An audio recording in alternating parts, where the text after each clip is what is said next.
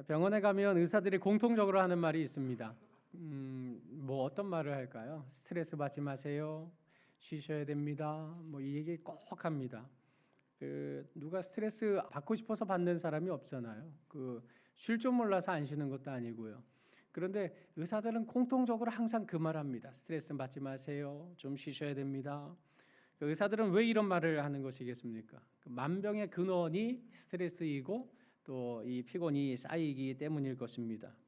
의사들이 처방하는 약은 사실상 그런 스트레스와 또 피곤함으로 발병한 증상들을 완화시키기 위한 처방들이 대부분입니다. 일리로 감기만 하더라도요, 아무리 센 약 먹어도 감기 안 낫습니다.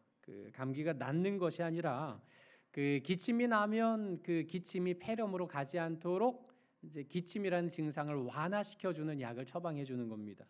또 콧물 나면 그 콧물이 염증으로 가지 않도록 콧물을 그쳐주는 이제 그런 증상 완화를 처방하는 것이지 그것이 감기를 낫게 하는 것은 아닙니다. 그런 의미에서 의사의 처방, 말 그대로 스트레스를 받지 말고 좀 쉬셔야 됩니다라는 이 말은 우리에게 깊이 와닿지는 않더라도 사실상 그게 가장 근본적인 해결책이라는 사실에는 이견의 여지가 없을 것 같습니다. 어제 우리는 마태복음을 통해서 초두에 기록된 예수님의 족보에 담긴 비밀을 함께 살펴보았습니다. 그렇다면 이 땅에 왕으로 오신 그 예수님께서 무엇을 위해서 이 땅에 좌정하신 것입니까? 예수님께서 이 땅에 오신 그 근본적인 이유, 목적, 이것이 무엇인지를 오늘 말씀을 통해서 함께 상고해 보는 가운데 이 땅에 우리를 위해서 오신 그 예수님의 이름을 찬미하는 시간을 갖고자 합니다. 일단 오늘 18절 말씀에 예수 그리스도의 나심은 이러하니라 라고 설명을 하면서 그의 어머니 마리아가 요셉과 약혼하고 동거하기 전에 성령으로 잉태된 것이 나타났더니 라고 기록을 하고 있습니다. 이 당시 여자들은 몇 살 정도의 약혼을 했을까요? 우리 서윤이가 지금 몇 살이에요? 19. 서진이가 17. 서진이 정도 나이에 이렇게 약혼을 했습니다. 이 당시에는. 그러니까 10대 중반에 약혼을 하고 약혼한 다음에 이제 신랑이 해야 될 일이 있습니다. 그 신혼집을 마련하기 위해서 약혼식만 하고 이제 고향으로 돌아갑니다. 그래서 신혼집이 마련이 되면 다시 와서 이 신부를 데리고 신혼집으로 들어가게 됩니다. 그래서 약혼은 거의 우리나라의 약혼의 개념과는 달리 결혼에 가까운 약혼이고 그리고 실상 약혼한 것만으로도 법적으로는 부부의 효력이 있게 되는 것입니다. 약혼했는데 남편이 세상을 떠났습니다. 그러면 그 사람은 그 여인은 이제 결혼 못합니다. 그냥 과부로 평생을 살아야 하는 이제 그런 상황이 됩니다. 그래서 우리가 여기서 말하는 약혼은 우리가 생각하는 약혼과는 좀 개념이 다르다라는 사실을 기억을 해야 됩니다. 그런데 이 약혼하고 동거하기 전에 어떻게 되었다고 했습니까? 성령으로 잉태된 것이 나타났더니라고 말하고 있습니다. 여기 아기가 들어서면 입덧을 한다든지 아니면 배가 나오기 시작한다든지 최소한 그 아이를 갖게 된 잉태된 이런 사실들이 겉으로 드러나게 되지 않겠습니까? 이렇게 성령으로 잉태된 것 마리아는 가브리엘 천사가 나타나서 미리 말씀을 해주어서 알게 되었습니다. 누가복음에 보면 가브리엘 천사가 마리아에게 나타나서 이렇게 말했습니다. 성령이 내게 임하시고 지극히 높은 이의 능력이 너를 덮으시리니 그런 이유들 때문에 나실 바 거룩한 이는 하나님의 아들이라 일컬어지리라 하고 성령으로 잉태됨을 이미 알려주셨던 겁니다. 그래서 성령으로 잉태되어 지금 배가 불러오고 있는 표가 나타나고 있는 상황이었습니다. 이 말을 마리아가 요셉과 당연히 공유를 했습니다. 그런데 19절에 보면 이 요셉이 어떤 반응을 보이고 있습니까? 우리 한번 같이 읽어보실까요? 자, 시작. 그의 남편 요셉은 의로운 사람이라 그를 드러내지 아니하고 가만히 끊고자 하여 이렇게 얘기를 하고 있습니다.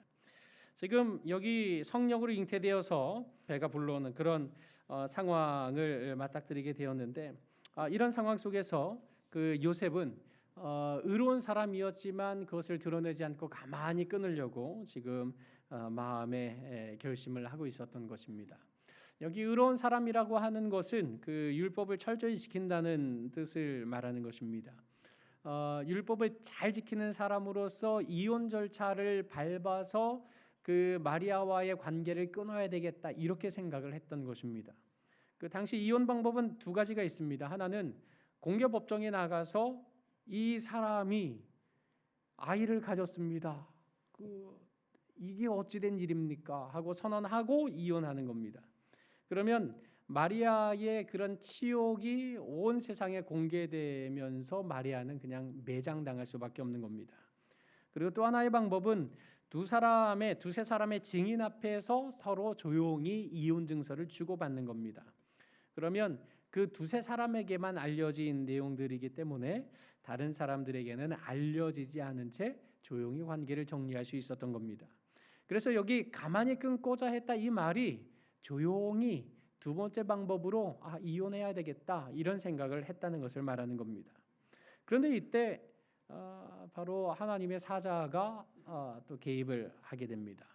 그 20절 말씀에 보면 이 일을 생각할 때에 어떤 일을 말하는 겁니까? 조용히 이 관계를 정리하려고 하는 바로 그런 생각을 했을 때 주의 사자가 현몽해서 이르되 다윗의 자손 요셉아라고 말하면서 내 아내 마리아 데려오기를 무서워하지 말라. 그에게 잉태된 자는 성령으로 된 것이다라고 설명해 주었습니다. 여기 다윗의 자손 요셉아라고 말하는 것은 우리가 어제 살펴본 바 메시아의 족보에서 가장 강조되는 것은 무엇이었습니까? 다윗의 자손으로 오신 예수 그리스도, 그가 바로 우리의 구원자시다라는 사실을 강조했다고 어제 말씀드렸습니다. 여기서 다윗의 자손을 언급한 것도 마찬가지의 맥락에서 바로 이 요셉이 다윗의 계보를 잇는 그런 그 후손이었다는 사실을 강조하기 위한 것입니다. 오늘 본문 말씀에 분명하게 임마누엘의 하나님이 탄생하실 때 하나님이 초자연적으로 개입하셨다는 사실을 강조하고 있습니다. 이런 사실을 믿지 못하는 신학자들도 사실은 있습니다. 신학자라는 명찰은 달고 있는데 이것이 어떻게 가능하겠는가 하고 의문을 제기할 정도라고 한다면 오늘날 이 땅을 살아가는 많은 사람들 가운데 이런 사실을 믿지 못하는 경우들도 아마 적지는 않을 것이라고 생각이 됩니다. 그러나 성경 곳곳에는 이미 이 여인이 임신할 수 없는 상황인데 기적적으로 아이를 갖게 되는 상황들이 굉장히 많이 나타나고 있습니다. 예를 들어서 이미 경수가 끊어져서 임신이 불가능했던 사라가 이삭을 갖게 되었던 일이 있습니다. 또 오랫동안 아이를 낳지 못했던 한나가 하나님의 개입하심으로 사무엘을 낳은 일도 있었습니다. 또 마리아의 친족으로서 늙기까지 무자했던, 그래서 이미 다 포기했던 엘리사벳이 하나님의 도우심으로 세례 요한을 낳게 되는 이런 기가 막힌 역사도 일어났던 겁니다. 천사가 마리아에게 나타나서 성령으로 너에게 한 아이가 잉태될 것이다. 지금 무슨 말씀을 하십니까? 난 남자를 알지 못하는데 무슨 아이를 잉태한다는 말씀이십니까? 아니, 성령의 능력으로 너에게 잉태가 될 거다. 너의 친족 엘리사벳도 임신할 수 없는 상황인데 아이를 갖게 되지 않았더냐라고 하나님의 사자가 마리아에게 말씀 일러준 바와 같이 이렇게 하나님은 자신의 신비를 동원해서 우리 이성으로는 도무지 담아낼 길이 없는 방법으로 성령으로 잉태되도록 역사해 주셨던 겁니다. 오늘 18절 하반절에 보면 동거하기 전에라고 명백하게 기록되어 있고 또 아들을 낳기까지 동침하지 않았다라는 말도 우리가 살펴볼 본문 25절에 기록된 것처럼 분명히 강조한 바 성령으로 잉태되어 이 마리아의 몸에 아기 예수가 잉태되었다라는 사실을 밝히고 있는 것입니다. 왜 이렇게까지 아이를 잉태하게 만들어야만 하는 것입니까? 그 이유는 21절에 기록되어 있는데요. 우리 같이 한번 한 목소리로 읽어보겠습니다. 시작. 아들을 낳으리니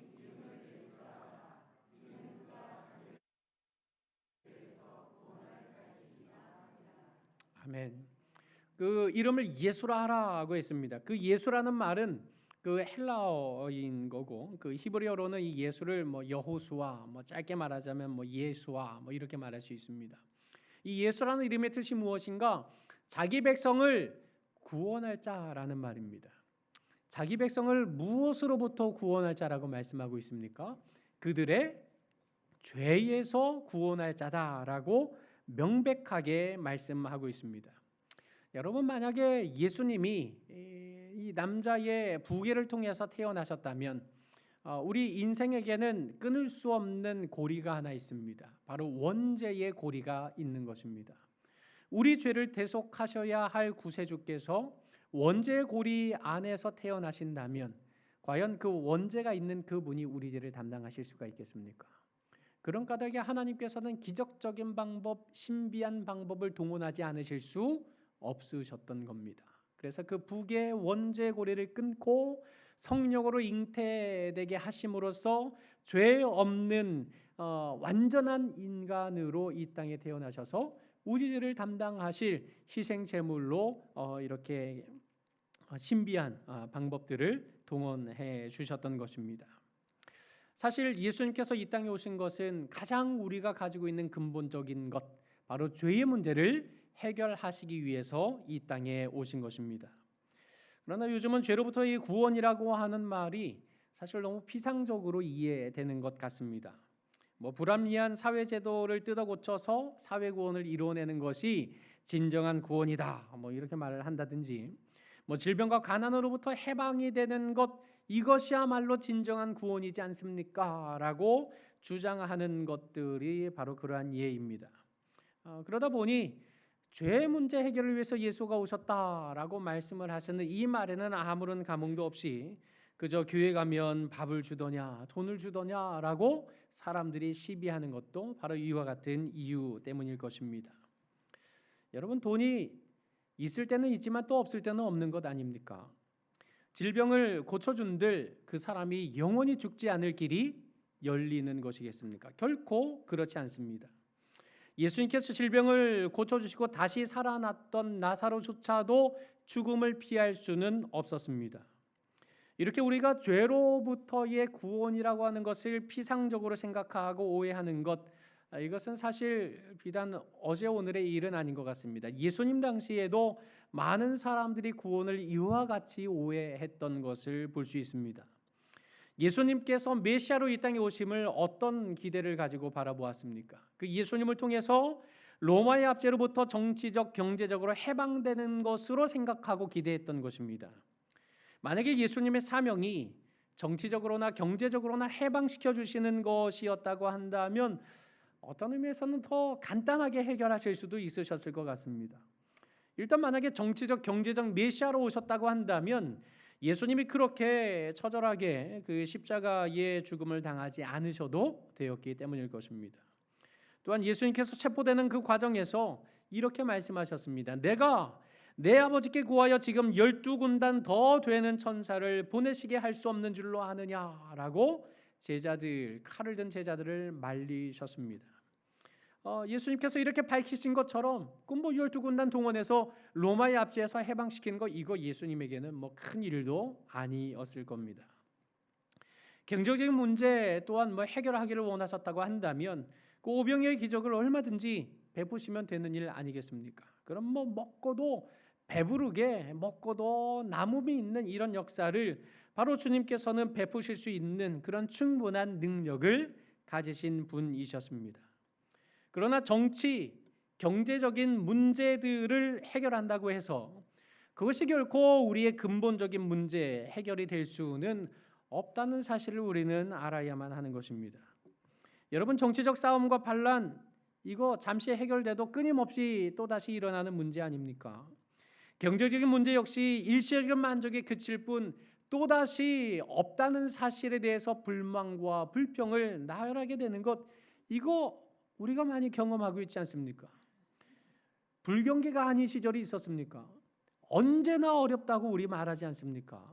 그러나 우리의 어린 시절과 지금을 비교해 보면 우리가 얼마나 지금 풍족하게 살고 있습니까? 그런데도 불구하고 경제적인 문제는 언제든지 우리에게 만족이 아니라 불만족을 이끌어내고 있을 뿐이라는 사실을 우리는 잊지 말아야 하는 것입니다.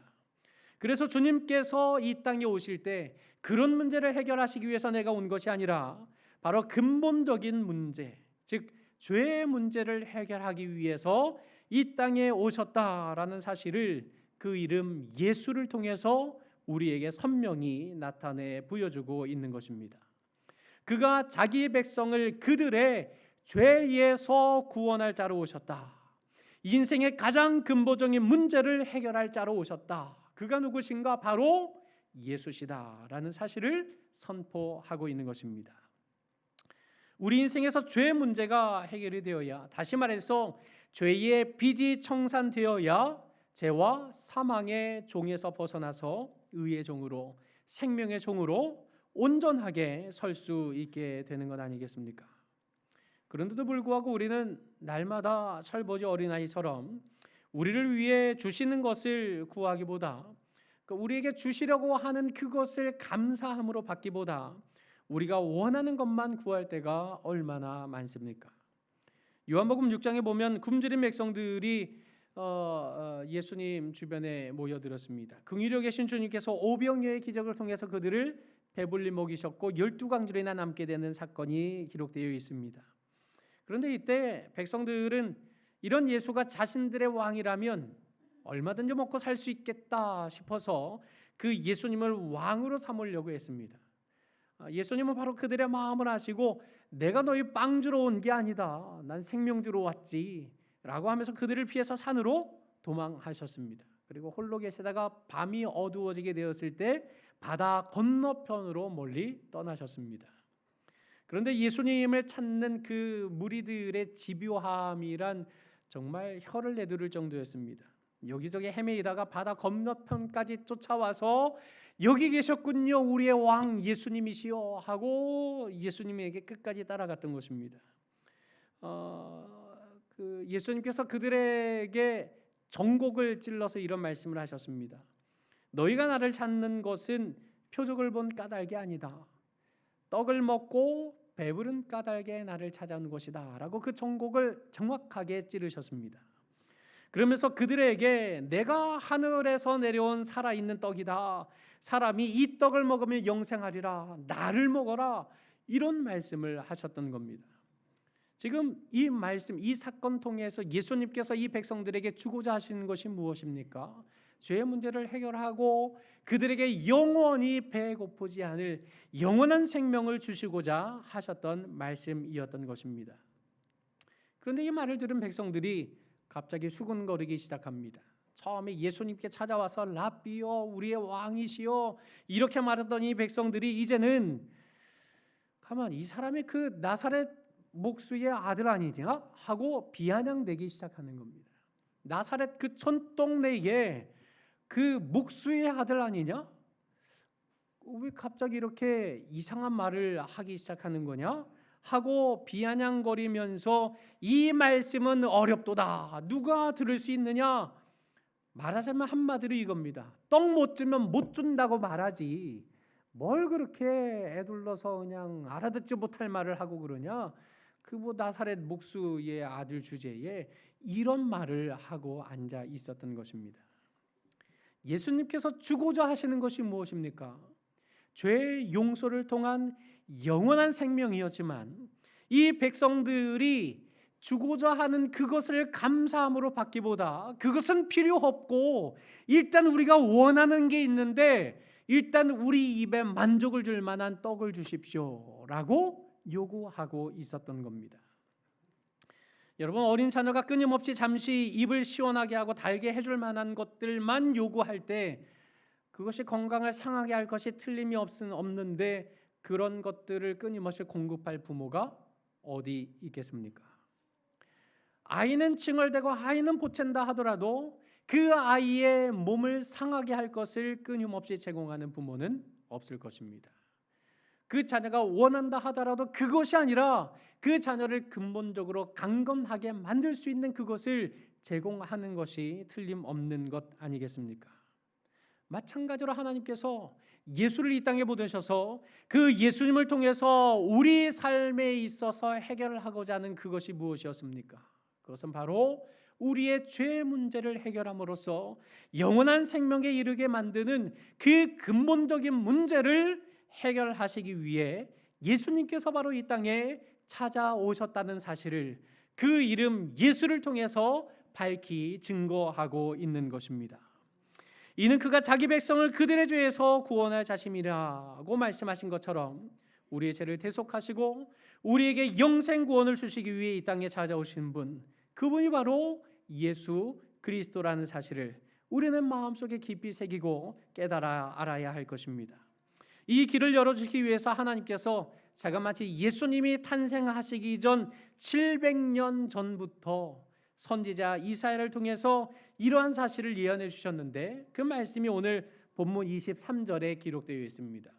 이 말씀은 700년 전 선지자 이사야에게 예언해 주셨던 7장 14절에 있는 말씀을 인용한 것입니다.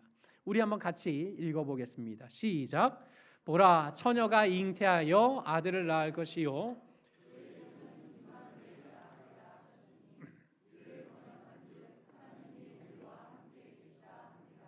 아멘. 예수님께서 이미 메시아로 오실 것이다라는 사실은 구약 성경 곳곳에서 증거되었습니다. 그런데 이 이사야 7장 14절 말씀에는 동정녀, 처녀를 통해서 바로 예수가 나실 것이다 라는 이런 기적적인 탄생까지도 구체적으로 예언되고 있는 것입니다. 다시 말해서 마리아가 어찌어찌 그냥 한 말이 아니라 이미 이러한 사실은 예수가 나시기 700년 전에 이미 구체적으로 예언된 바가 성취되었던 것입니다. 그의 이름을 임마누엘이라 하리라. 임마누엘의 뜻이 무엇입니까? 임마누, 이게 우리와 함께, 엘, 이 말은 하나님이라는 말입니다. 그러니까 하나님이 우리와 함께라는 뜻입니다. 여러분, 마태복음은 어제 말씀드린 것처럼 1차적으로 유대인들을 위해서 기록된 책입니다.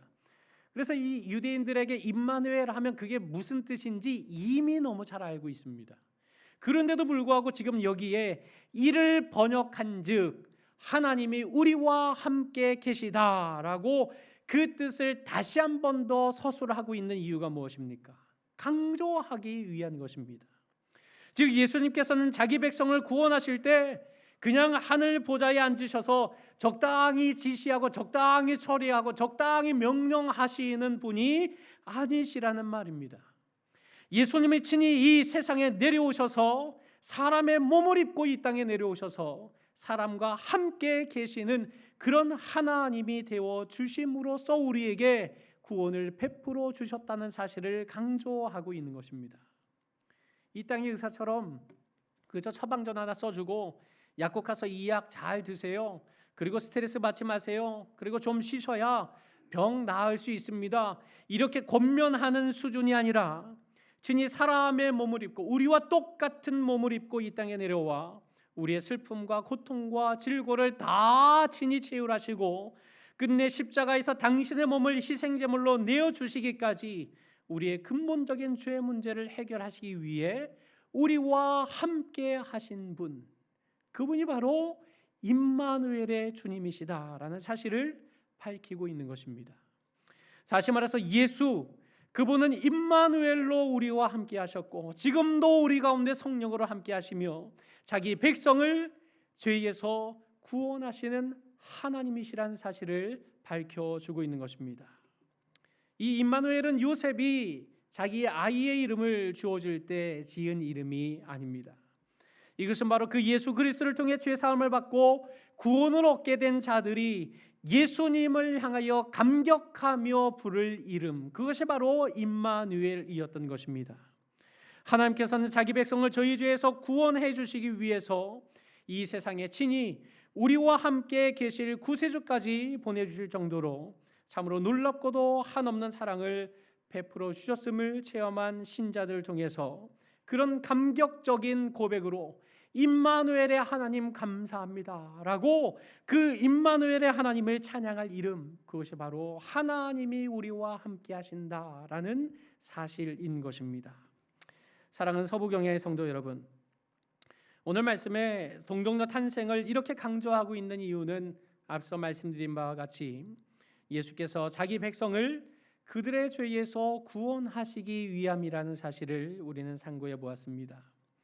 우리 인간의 구원은 임마누엘 주님께서 이 땅에 찾아와 주심으로써 이루어진 것이고, 우리 인간이 선행을 행함으로써 이루어낸 것이 결코 아닌 것입니다. 그 구원을 이루실 자가 탄생할 때부터 하나님께서 초자연적으로 개입하셔서 자기 백성을 구원하시는 계획을 이루어 나가셨다는 사실을 우리는 이 말씀을 통해서 상고해 보았습니다. 그 이름 예수, 자기 백성을 그들의 죄에서 구원할 자로 오신 예수, 그가 바로 우리의 구주 임마누엘의 하나님이신 것입니다. 그러므로 죄의 문제 때문에 괴로워하는데 시간을 보내지 마십시오. 자신의 과거에 사로잡혀서 지나치게 이전의 잘못된 죄의 모습에 사로잡혀서 자신을 괴롭히는 일을 멈추셔도 괜찮습니다. 자기 백성을 그들의 죄에서 구원할 자 예수 그리스도, 그분을 바라보시기 바랍니다. 자기 백성을 구원하시기 위해서 우리와 함께 하시는 분, 피 흘리기까지 그 구원을 완성하셨고, 그 이후에도 성령으로 영원히 우리와 함께 하셔서 우리를 구원의 자리에까지 이르게 하시는 임마누엘의 왕 예수 그리스도, 그분을 바라보며 그분의 탄생을 기뻐하며 그분의 탄생을 축하하시기 바랍니다. 이런 왕에게 경배와 찬양을 올려드리고, 그런 왕을 전폭적으로 신뢰하는 가운데 우리의 온 몸을 기울여 순종함으로 평강의 왕, 정의와 공의로 다스리시는 이 왕의 통치를 받는 가운데 평생토록 평강의 복을 마음껏 누리는 우리 모든 성도님들이 되시기를 주님의 이름으로 간절히 축원합니다.